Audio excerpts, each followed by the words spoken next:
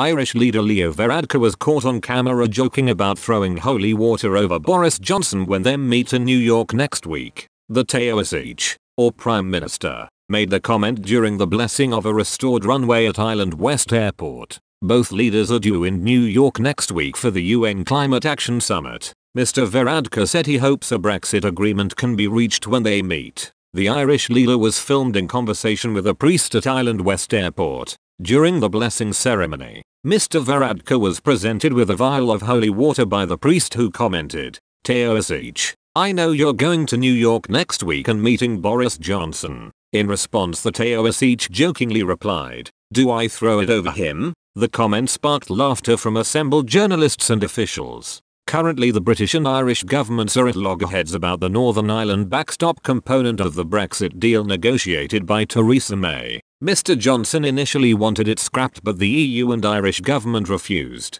Under the terms of the backstop, the UK could be stuck in a permanent customs union with the EU unless new border can be agreed for Northern Ireland during the 21-month transition period. Should this happen, Britain would struggle to sign comprehensive trade deals with other countries, and would still have to implement a significant proportion of EU law. Both the British and Irish governments say they are determined to avoid permanent border posts between Ireland and Northern Ireland. There are fears the introduction of these could lead to violence, as nationalists see them as a breach of the 1998 Good Friday Agreement that ended the Northern Ireland conflict. The DUP, who used to provide Mr. Johnson's parliamentary majority, are fiercely opposed to any deal that sees Northern Ireland separated economically from the rest of the UK. The fiercely unionist party fears this could begin a process ending with Northern Ireland being merged into the Republic of Ireland. Speaking about Mr. Johnson at Ireland's National Ploughing Championships on Friday, Mr. Varadkar said, "We were in touch today. I'm going to meet him next week in New York and try to get a deal.